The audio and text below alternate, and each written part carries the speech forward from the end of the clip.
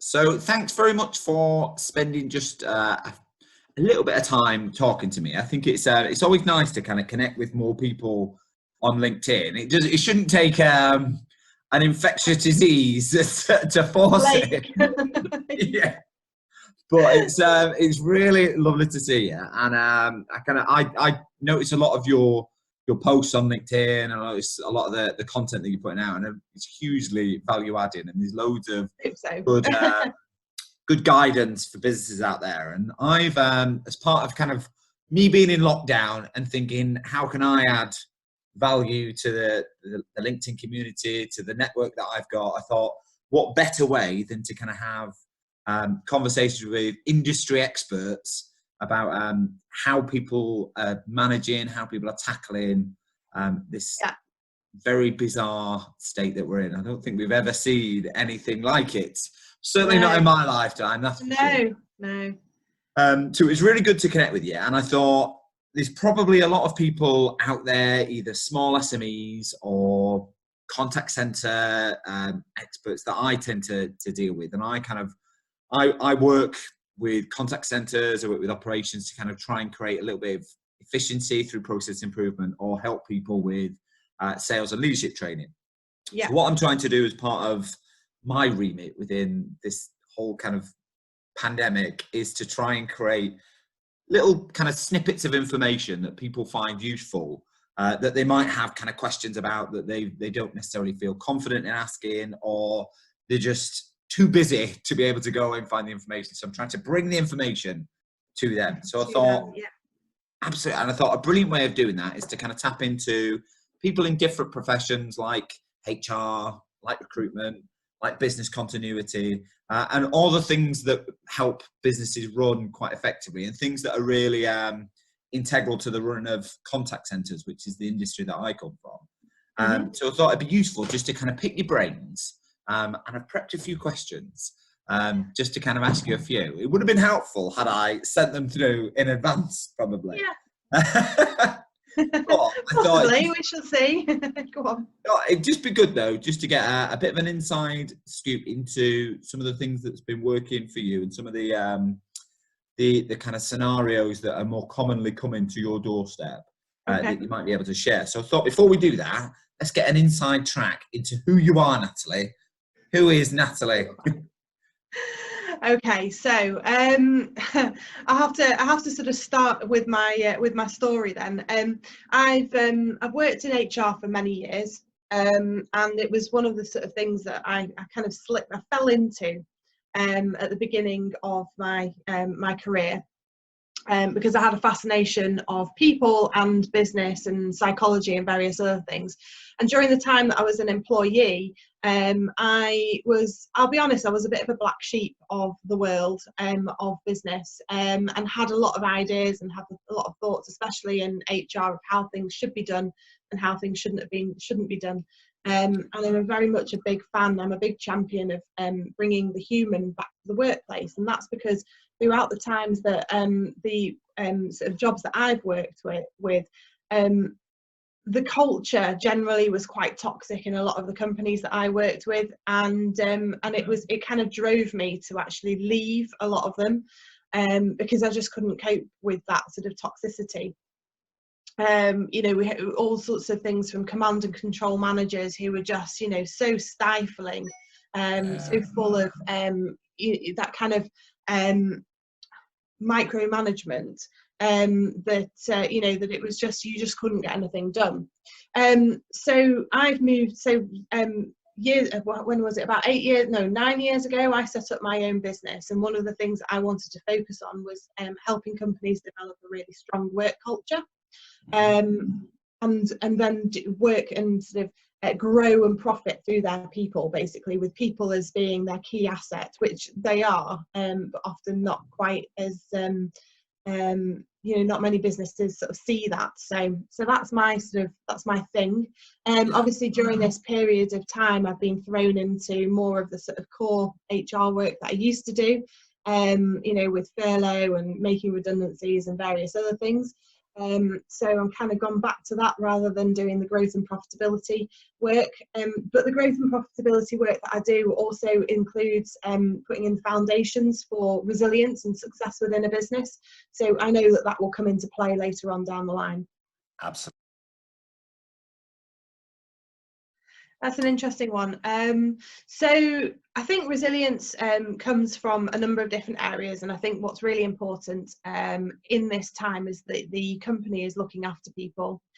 For me, it's more company driven than the employees themselves, but yeah, I mean, you know, I've got plenty of tips on how employees can stay resilient as well. But you know, with a strong culture, and that's what a company really needs to focus on, is that company mission and vision and their values, and how that underpins everything that they do within that business, how they treat the staff, how they reward staff, how they say thank you, all of those different things. And that's what managers can be doing at the moment to help their staff be more resilient, is to be keeping contact with them, you know, to have those conversations, to be there if there are problems within the business, within the workplace, within that person's personal life maybe. And I think it's important that that managers become more aware of the fact that people may be struggling from mental health problems, especially during this time, because there's a lot of uncertainty. We know as humans we don't like uncertainty. You know, that's one of the worst things that we can sort of go through. So we have to, we as managers and we as employees have to create that certainty. So for managers, I've been saying to them, listen, you know, you need to keep a framework of a communication up. So, you know, whether that you have a morning Zoom call or a team call with all of your team or your employees to make sure that they're happy, know what they're doing for the day, and then maybe check in later on in the day, you know, towards the end of the day, provide support during the day. I get my clients to use things like Slack so that they've got constant communication. And I've also suggested that managers allow their staff a little bit of time during the day, step away from their work, go out, have a walk, you know, do whatever they need to do, or chat with their colleagues, you know, have that kind of chat and that sort of like social interaction as well, because I know that that's maybe that's could be a problem for a lot of people, is they're not getting that human interaction that they need. From an employee's point of view, it's all about building a routine, and that's where that sort of, you create your own certainty. So, you know, I'm saying to people, get up, get showered, put your makeup on, even the boys, get your hair sorted, put some clothes on, and you know, even if you leave your PJ bottoms on at the bottom, you know, as long as you've got something on at the top. It's the newsreader approach, isn't it? Yeah, totally.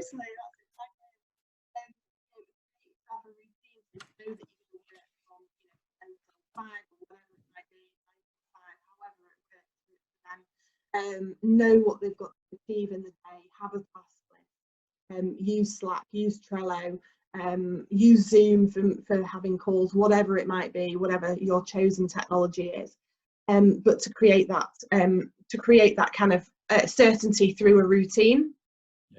And I know it's hard for people who've got kids and they've got dogs and they've got family around, but I think it's about putting boundaries in place and saying to, you know, those people, if they're old enough to understand, you know, listen, mummy's working, daddy's working now, whatever it might be, and to try and to get that sort of, even if it's a shorter burst of activity and proactivity, to do that during the day.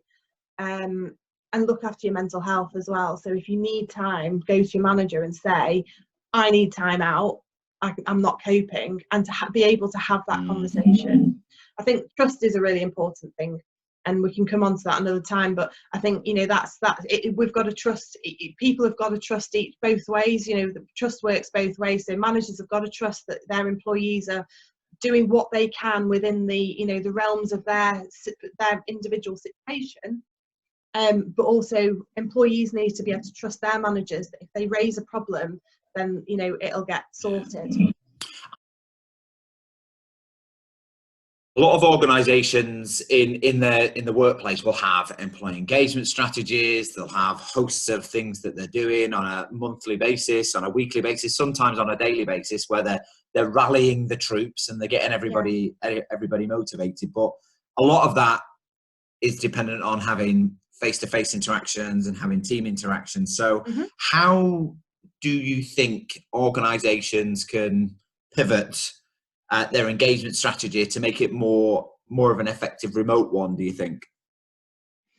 Yeah, I mean, everything's going to have to be done remotely at the moment, and I have a feeling this might sort of continue down the line. I'm a big champion of people being being able to work flexibly, but you're right. That's one of the fears, I think, from managers, is that they can't do those things, they can't carry out those initiatives whilst people are working remotely, but they can, because we're having a conversation now face to face. You can see my body language, I can see yours.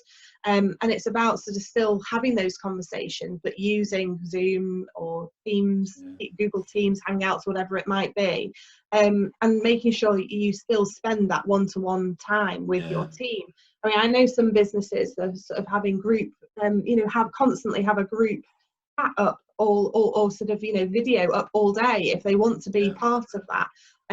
So there's nothing to stop, absolutely nothing to stop people to still carrying out appraisals, which is a bit old-fashioned these days, but that feedback session, still having those conversations. Do you know what, if things are not going right, we still need to be carrying out our performance management, our disciplinaries. Everything can be done either over the phone. My preference is always video conferencing, because you can see people's facial expressions and stuff. But if that's not that's not going to happen, if you've got technology issues, then a phone call is sufficient just to check in, but also to have those conversations. I mean, I think we have to be flexible. I mean, there are times, especially when people are working with kids and family around them, they're locked in with these people. It may be that are only managing to do 3 or 4 hours of solid work a day. Be honest with you though, I mean, what I'm seeing at the moment is a lot of people are actually getting their job done in a far fewer hours. Much more effective. Honestly, it's so much more effective, because they know that they've got maybe 3 hours where they can stick the kids in front of a video and some sort of film, or Disney TV. Plus, let's have it. Yeah, exactly, Disney Plus. Yeah, exactly, and smash out a load of work for like 1 or 2 hours, and then do it again in the afternoon. So that may be only 4 hours, but they're so super productive in that time. And I think there's an interesting point there, because if you look at the conventional management approaches, you're in work, you've got to be in work, you're there for 7.5 hours, 8 hours, and actually you must be working. And you know yourself, within that time, you're probably not necessarily doing 7, 8 hours work. You might be spending an hour of that chatting to somebody, and it's you're not doing that. You're not solidly doing it, are you? No, and when you say to somebody you've got to do this task, people will stretch it out in the time frame that they've been given. And I mean, I've been a champion of outcome-based working for many, many years, and it's something that I try and put into clients of mine's businesses, organisations, is outcome-based working. So it's not about being visible at your desk from 9 till 5 or 9 till 6 or whatever it might be. It's about, here are your outcomes. If you happen to get those done in a week and you've got the rest of the month left, crack on. Use it for self-development, for learning, for whatever that might be. Now, the likelihood is that workload isn't going to allow for that to the extreme. But, it's about sort of making sure that people have outcomes to work to. And it's not, here's a task, go away, do it, come back to me style. Which are the things that people will just stretch out into however long they've got to do. So if you can say to people, you crack on, do that task. If it takes you 3 hours, 4 hours, 5 hours, then, as long as it's complete and it's good, then it's good. You used a really good word before, and I think this is probably maybe one of the biggest challenges for managers in the current climate, is you have to empower your people, and you have to trust your people that they're not there to take the mick. They're actually going to do a good job, and they're going to do it to the same standard. So I think are there any top tips you'd give managers there to help them create that empowerment within the teams, and to help them maybe lessen the control that they've got and trust people a little bit more? Do you know what's a really interesting question? It's about mindset. It's fully about mindset, and it's about practice. I think that we're all guilty. So when you become a manager, you're generally not trained to be a manager or a leader. You either have it or you don't have that ability. Or you can acquire that ability through, through learning, obviously, the different techniques to be able to do that. And I think there's a lot of managers out there who have a problem with delegation because of, therefore, the trust of situation, but also it's because they fear if their team members don't do well, then they will get it in the neck. And we've got to understand that their managers need to be more understanding with that and more supportive, is that, when we let people loose to go and make mistakes, it's okay to make mistakes. And I think that's one of the things, is that we're all so fearful of making mistakes and messing up, that I think sometimes, that stifles people's, ability to just crack on and get on with their job. One of the biggest mistakes that I see in businesses even before, plague times, was that people, what happens is organisations, recruit experts, whether that might be a marketing expert, an SEO expert, whatever it might be, social media, and then they stifle them by stopping them from doing their job, by putting in too many rules, regulations and frameworks, or they tell them how to do that job. That's not the point of having an employee. An employee is there to use their expertise to help that business to grow. And I think that's down to, but I do think it's down to fear of sort of failure or mistakes, people making mistakes. But I think what we have to understand is that it's okay to make mistakes. It's when people make the same mistake over and over again that becomes a problem. That's one of the things, is communication is really, really key. If you give somebody proper instructions in the way that they need to hear those instructions or even see those instructions. So some people will be audio, so they'll hear those instructions. Other people won't hear it. They need to have it written down for them. So it's really important to know your employee, and it's an individual thing. It's not a team thing. This is, some people in the team will be audio, other people will be kinesthetic, and they need to sort of feel that. But you need to be able to understand who you're talking to, who your audience is. For me, I need visual stuff, so I need things written down for me. I have a really bad short-term memory because I'm dyslexic, so I need things written down. Even remembering what question you just asked me can be a problem. So I think it's down to communication. And when you give somebody instructions or you give somebody a task, they've got to fully understand what that task and what outcome you're looking for them to achieve. And once they understand that, they can crack on and do their job. And then I guess it's about sort of checking in on, those people, make sure that they're okay and they know what they're doing and that they're on the right track. Yeah. Talked about empowering and trusting employees, but there will be people that see this as an opportunity sometimes to kind of try and get away with a little bit more and maybe take the mick a little bit. Yeah.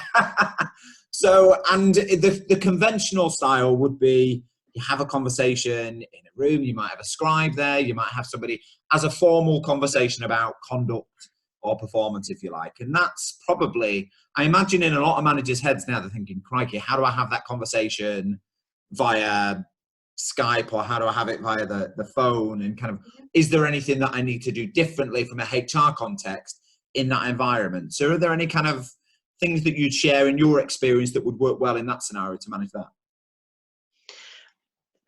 Do you know what? I've carried out redundancies remotely. I've carried out disciplinaries remotely, grievances, all sorts of things. Do you know what? As long as you've got the technology in place like this, or you use a phone call and you do a 3-way phone call, there shouldn't be any reason why you still can't carry out the correct procedures.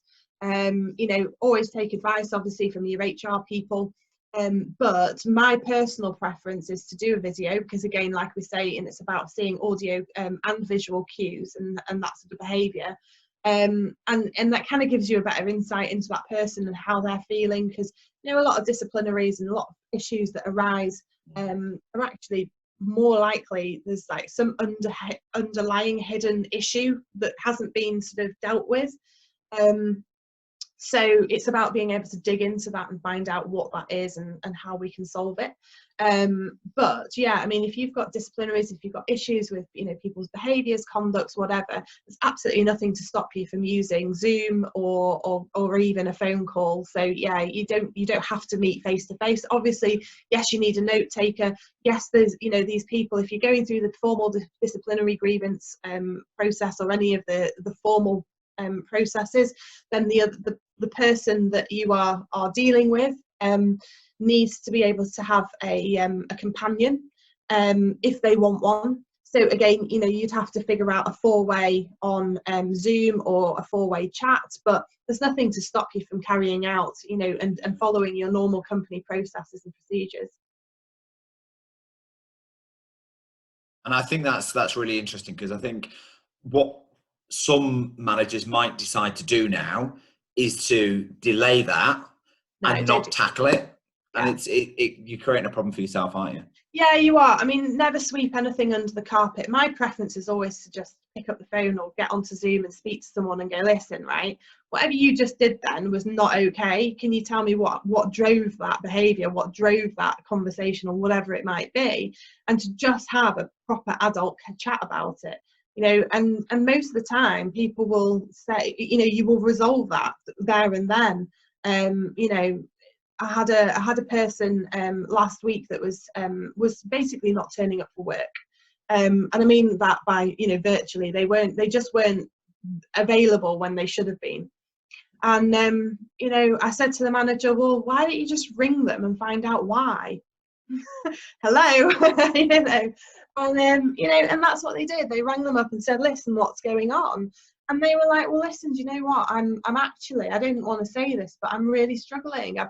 I'm really I'm really crap at IT. I'm really struggling with figuring out how all these things work. I'm not very confident on, you know, seeing on video and using Slack and Trello and all the things that they'd set up within their business.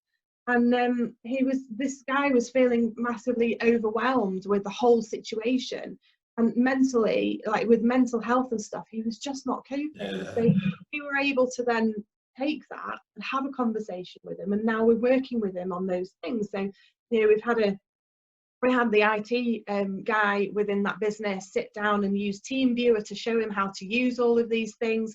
And you know, it's just about finding solutions for people, because everybody's an individual. Everyone is going to deal with these sort of situations differently, and you can never predict. Even sometimes you don't even know yourself how you're going to work and how you're going to do with these things. Yeah. But it's about being human. It's a human to human interaction, you know, at the end of the day. And I think that's what my managers need to be mindful of. However, if you then need to take that process further, you need to do it, and don't put it off, because we don't know how long this is going to last. We don't know, you know, how long we're going to be in lockdown. We don't know how long it's going to take for the economy to get back to normal. So we still need to follow those processes and procedures. Yeah. And you know, you talked earlier about creating that sense of routine and creating that norm while you're in this environment. And I think that's really, really important as managers and leaders in organizations to kind of set that new way of working, that new contracting with your teams, to say, actually, we're all going to be dialing in remotely. Please make sure you're giving yourself 5 minutes just to get to grips with the technology. People who normally it's stuck in traffic, I might be late for work. If there's something external that you're trying to corral the kids and you're trying to juggle and you're trying to, the same kind of rules apply. Say if you're going to be late for a meeting or you're going to be late for logging on, ring me. If you're feeling unwell, if you're feeling it, ring me. All those same conventions still apply. Yes. Just in a remote world. But I think the important part is creating that new contract, creating that new way of working, and having the communication like you spoke about. Yeah, absolutely. And I think the other thing is to for people to actually, I know weekends don't really exist these days at the moment, but they do, and they need to mentally again, another routine. You need to have your work day or your work week routine, your work day routine, your work week routine, and then you need your weekend routine as well. And try and make your weekend routine different from the other days as well, which, you know, again, that will help with sort of putting barriers in place. Because now I've worked from home I've worked remotely and from home because I'm a virtual HR consultant, so I don't tend to go out on site with many of my clients. Occasionally, I'll nip down the road, obviously in non-plague times, and go and see somebody. But generally, I work remotely. So when you look at it from that point of view, I've learned a lot of things, and one of the things that I've really learned is to put boundaries in place and to try and create those sort of boundaries. So I try and avoid working at weekends. Sometimes it's not possible, but if I do, then I say, right, it's going to be 2 hours on a Saturday morning. I'm going to go to my office or wherever that might be, or work wherever I decide that I want to work. And then I'm going to, excuse me, I'm going to then take the rest of the weekend and go off and do whatever I need to do. Now, obviously, things are a little bit difficult now because we can't go out as much and we can't do, the stuff that we would normally do. But it doesn't stop you from, just doing little things and make it the weekend routine. Maybe have a different breakfast. This is going to sound really weird, but maybe have a different breakfast. Maybe go and walk the dog at a different time. Do you know what I mean? Or make sure that you've got something nice to cook for the weekend meal or the weekend lunch or whatever it might be. Make sure that you've scheduled in playtime with the kids or the dog or whoever you've got. And maybe avoid having work conversations on a weekend as well. So it's about having that routine, and it's having about boundaries and putting a framework in the place in which you can work with, basically. Yeah. I had a question around furloughing, and this is probably one that you've had a million different questions around. Probably. And it's understanding what the responsibility is on the employer to stay in contact with their employees whilst they're furloughing. And I think there's probably a lot of business owners out there thinking, how much communication can I have? Because they're technically not working for me. So do they have any responsibility? So how is that being felt in your in the clients and the people that you work with? I think it's really important to have that communication. Obviously, just to bear in mind that when you furlough someone, they shouldn't be doing any work for you, full stop, right? So any of the tasks that they would normally carry out on a day-to-day basis, they should not be doing. They should not be checking emails. They should not be taking calls from clients, customers, or whatever. What I would normally do is, or what I have been doing with clients is start asking them to set up like a 1 day a week where they just zoom in, or they call every employee and they're giving them a set day, set week, set time, just to check in and say, how are you getting on? The thing that you can do is, if that person has retains knowledge or information or passwords, or there's some sort of continuity where they've got a relationship with buyers or sellers or clients, a manager can ring them up and ask them for information on that particular issue or whatever it might be. They themselves cannot physically, carry out the work, basically. Yeah. So I think it's really important that people or employees who are on furlough, understand that they might be called up and asked to, answer questions for business continuity reasons. But also, I think it's nice to have that contact point as well. So whether you decide, and it's up to you to decide how you contact your employees during this time. Email's cool, that's fine. If they're happy with contact, having a chat with you through email, that's fine. Personally, I prefer a call, so they can just, sort of pop in to have a, even if it's 10-15 minute call. This is what's happening in the business. This is how long we think that you're going to be furloughed for. Have you got any questions? Have you got any concerns? That kind of thing. Only needs to be 10-15 minute check-in. We don't need to have War and Peace. And yeah, just keep it going, because I think one of the things that I think which people are missing a trick on is that when we get back to normality, whatever's going to be in a new normal. Yeah, exactly. And people are going to have to get back, running again. They're going to have to hit the ground running once they come off furlough. And you know what it's like when you've been away for like 2 weeks, even on holiday. You can't remember your password, you can't remember your login details. You're like, oh my God, what's going on? And you've got like brain fog for at least 2 or 3 days by the time you get back. And this is what's going to happen when people come back off furlough. So we need to be thinking about that and how to combat and how to get around that. And I think that constant, having sort of some sort of constant, not necessarily constant, sorry, but that consistent level of communication, check-in. consistent communication, even up a weekly, maybe fortnightly basis, will certainly help with that. Is there any obligation in furlough for the employee to stay in touch, or to make time to stay in communication with their employer? Yeah, absolutely. So I think what you have to remember is that they are still employed, and all of the terms and conditions within their contract still apply, other than the fact that they are on furlough. So whilst they're not carrying out work, they still have got obligations to comply with whatever the business needs from them. So, for example, being available if there's a question about one of their clients or the project that we're working on or whatever it is. So yeah, there is an obligation there. What I would advise is that kind of thing is written into the agreement. Or at least it doesn't need to be written into an agreement, but you need to be communicated to say, please be available if we need it. Exactly. Just share those expectations. This is a really good time, because whilst people are on furlough, it's a really good time for them to be doing training, or personal development and things like that. So I think, I've got clients of mine who are rewarding their staff for doing those sort of things. If you can prove that you've done some personal development or you've done some training, then sort of bonuses in place, or sort of little gifts and caveats, sort of little vouchers and stuff that people can get for doing that. And I think that's a really nice way of keeping people motivated and engaged. And also, if they're doing stuff that keeps their mind active, whether it's personal development or extra training, then it will help them to get back into the workplace a lot quicker. Because you can get really lost in the here and now to say, right, we need everybody furloughed. Actually, the reality of it, they can do training and they can do development whilst they're in furlough. I think that's been a misconception sometimes, that if you're furloughed, you can't do anything.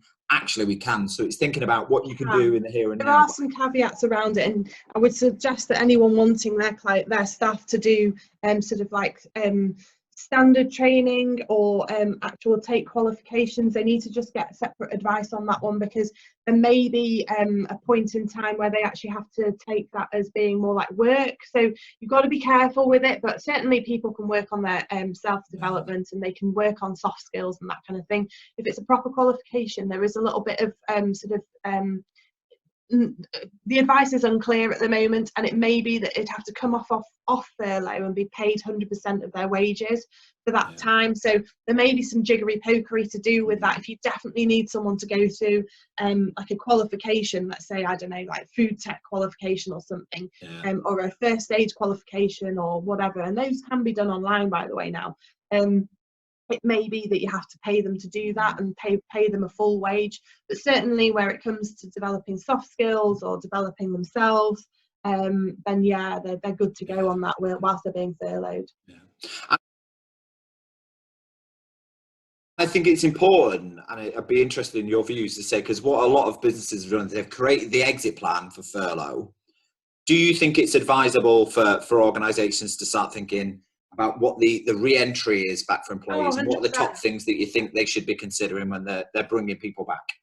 Yeah, absolutely, 100%. So now that most of my clients have furloughed their employees, or they've only got key workers for them, not the key workers as in like NHS people, but their key workers working on keeping the business going. We've already started putting those plans in place. So it is things like having and it's also going to be stuff that we can use to future-proof as well, because I think, we don't know, this is not going to happen. Hopefully this sort of thing will never happen again, but if it does, I think it's shown fingers crossed. Yeah, fingers crossed. I think this has shown there's been a lot of areas of weakness in businesses. Now, a lot of my clients work to my sort of foundations, what I call sort of foundations of success. And a lot of my clients have already got these covered off, certainly the retained clients, the people that I work with on a regular basis. But the things like having manuals and system and operation processes in place, so that if anything happens to somebody, God forbid, you know, or something like this happens, there's a manual in place for them, somebody else to come in, pick up and still be able to carry out that job role, without sort of stifling people, because that's what I don't want to happen. There's still sort of a standard operation procedure that most people will go through. Like, you know, I had a client, a sort of a pay-as-you-go client that I haven't worked with for a while, come to me and ring me last week and said, our payroll lady's being furloughed and we don't know how to run payroll. I was like, oh God, seriously? So I was like, right, okay. Have you got a manual in place? No, we haven't. Oh, right, okay. So it was about sort of working through that with them. But I think it's really interesting because that showed them that they've got some quite big holes in their systems and processes. And certainly that's one of the things that I would be working on, is once people are back up and running, or are running now, not furloughed, but maybe haven't got as much work to do as they normally would, is to start putting manuals together. How do you run a job? You know, how do you run payroll? How do you do whatever it is in your business, so that you've got those things together? And that really helps with business continuity. I think it's about sort of starting to think about how you're going to reintroduce people back into the workplace, back into that routine, because we'll all have got into weird routines, albeit, you know, or maybe you want to consider, actually, do we want to go back to the office? Are we okay, you know, working remotely for those people who want to?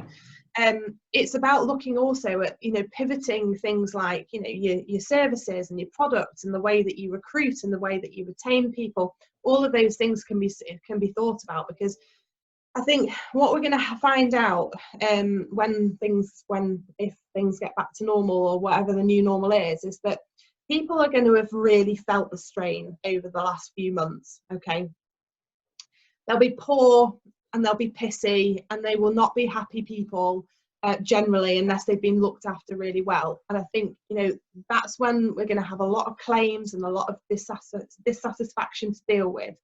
And it's about looking at how we can treat our people, like humans, you know, human interaction going forward, and making sure that we treat people as individuals. Because you know what, society was changing before this ever happened, but it really has changed now, and what people want from their jobs has changed. What people want from, you know, their daily life has changed. You know, we're all talking about the fact that we want more, you know, time to ourselves and all of these different things. So if we can start looking at how to integrate that into businesses going forward, that will ultimately make them more resilient. You know, I think you've touched on a really, really important point there, is that I think what this whole situation has done has made people evaluate what their operating model needs to look like. Yeah. And actually employees that are more engaged, they're generally more productive, they're generally happier, and actually thinking about how you can work from home and how you can create a more flexible and agile workforce with the reduced operating costs that brings, yeah, I think could have shed loads of benefits and advantages on people's bottom line, but also generate a more engaged and a more productive workforce. So I think it's I wouldn't say a blessing in disguise, because I don't think this situation is a blessing, but there's certainly some learns and some benefits to be taken from it, as how quickly people are. Yeah, totally.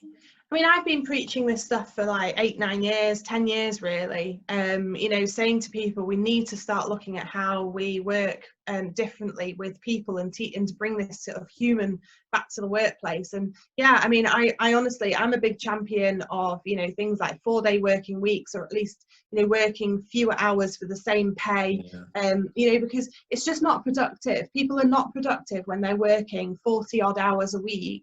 And not getting a chance to look after themselves, see family, see friends, and to spend time, you know. And we know that when you give somebody a core working hours, they'll just stretch out their job to fill those hours, so that they're not seen to be not doing anything. So, you know, when we psychologically, if we say to them they've got fewer hours, they will be more productive. We can see this happening in, you know, in Europe, in other countries, where we work the longest hours in the UK than most of European countries. And not only that, we're the least productive. I mean, there's got to be a you know, correlation with that, you know. So we are so unproductive in the UK, it's unbelievable. And I honestly believe it's a number of different things. I think it's to do with culture of the businesses that we have, you know, that command and control culture. It's not okay anymore. We need to get rid of this. And also the number of hours that we work, we're just not productive. You know, I've tried it over and over and over again, where we've given people fewer hours to get things done. We've paid them the same pay. And I'll tell you what, it really does. It massively increases the productivity and the engagement and the happiness of people. Simple as that. Definitely.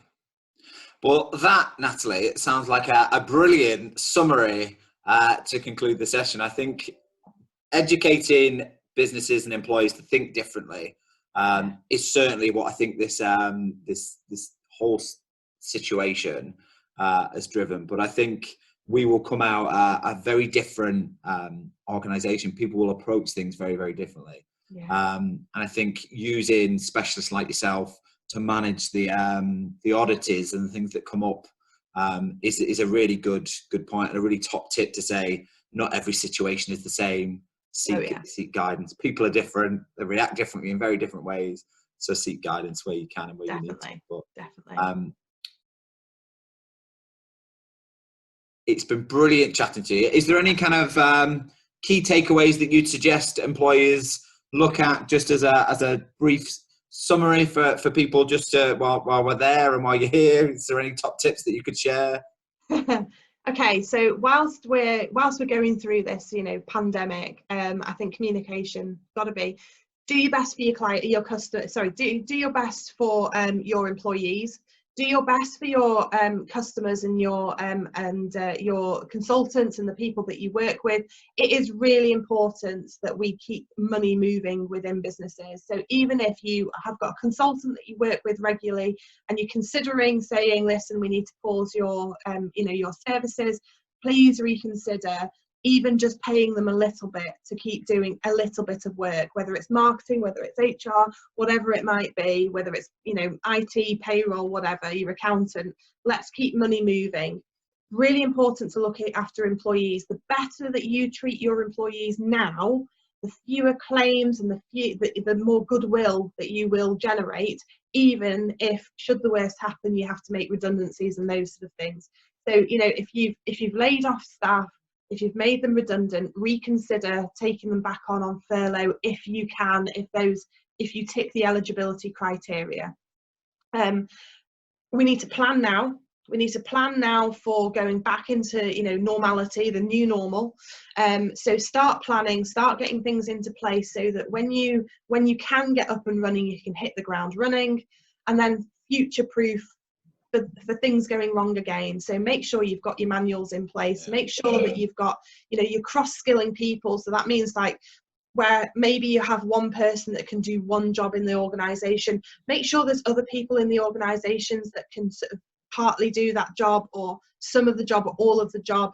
So cross-skill, upskill as many people as possible to be able to do this, you know, key jobs within your business, even if that's not what they carry out on a day-to-day basis. At least they've got an understanding, and then look to look at different ways of working. Let's get some more flexibility in, maybe consider a 4-day working week. And that doesn't mean that you have to close your business on one day. That just means that you stagger your staff in, who's in on the days. You can still run Monday to Friday, or Monday to Saturday, whatever it might be. And yeah, I think it's about looking at the ways that we work these days. You know, we need to be looking at what we can do better, what we can do differently, but keep your staff in mind. Not all about business, it's about your staff, because they are your key asset. Some fantastic tips there. Thank you very much. I've really enjoyed this. Thank you very much for sharing the time and sharing the wisdom that's coming out of all this as well. There's some really great pearls of wisdom there that you've shared, and I really appreciate you sparing the time. And hopefully it won't take a pandemic for us to catch up and chat again. We'll carry on. Yeah, exactly, absolutely. And hopefully it won't just take a pandemic for people to start looking at business differently. Definitely. There you go. Brilliant. Thank you. Lovely chatting to you, Natalie. Take care. Speak to you soon. Cheers. Bye.